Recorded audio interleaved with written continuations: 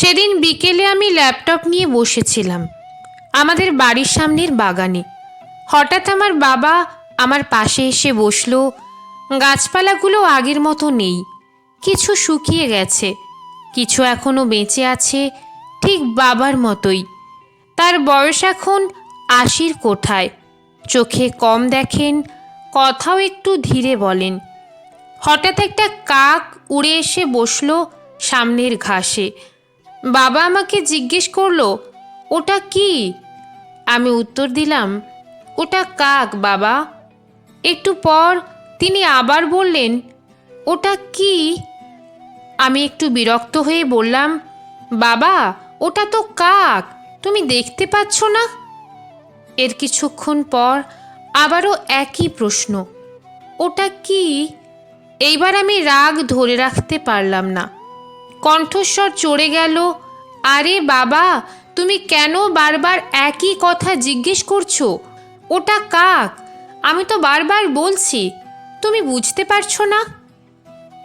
বাবা চুপ করে গেলেন, কোনো কথা বললেন না। চেয়ার ছেড়ে উঠে আস্তে আস্তে ঘরের ভেতর চলে গেলেন। আমি একরকম স্বস্তি পেলাম। মনে হচ্ছিল ওনার বয়সটা হয়তো এখন বোঝা হয়ে উঠেছে।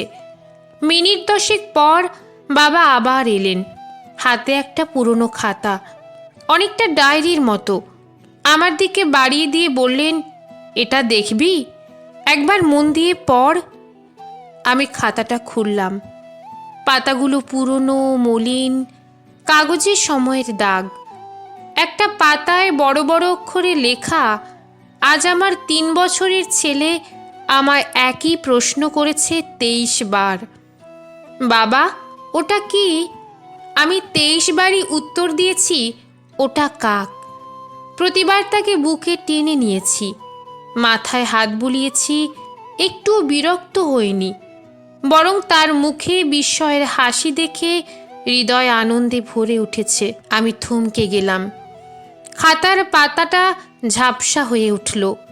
আমার চোখের কোণে অশ্রু জমে আসছিল। আমার মনে পড়ে গেল ছোটবেলায় বাবার কাঁধে চড়ে কাক, গাছ, আকাশ এসব চিনেছিলাম।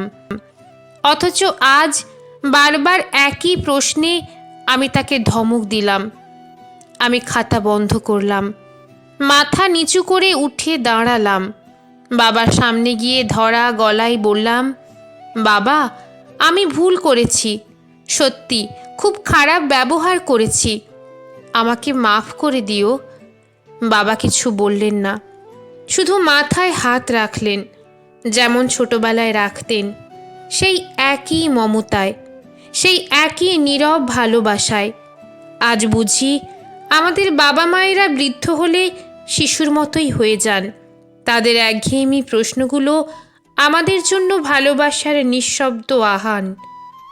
অনেক সময়ই আমরা আমাদের বাবা মায়ের সাথে খারাপ ব্যবহার করি, উঁচু গলায় কথা বলি।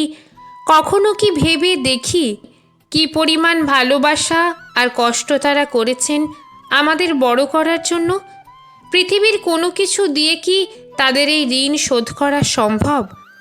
একসময় যারা আমাদের মুখে শব্দ ফুটিয়েছিলেন, হাঁটতে শিখিয়েছিলেন, হাত ধরে স্কুলে নিয়ে গিয়েছিলেন, তাদের কিছু কিছু ভুলে যাওয়া, বারবার একই প্রশ্ন করা, ধীরে ধীরে চলা, এসব কি খুব বড় অপরাধ? আজ যদি মা বাবা জীবিত থাকেন, একটু সময় দিন তাদের। আর যদি না থাকেন, তাদের স্মৃতিকে সম্মান দিন, কারণ তারা ছিলেন বলেই আপনি আছেন। একবার ভাবুন, আপনার বাবা মাকে শেষ কবে জড়িয়ে ধরেছিলেন? আজই না হয় হোক সেই দিনটা, একটা নতুন শুরু।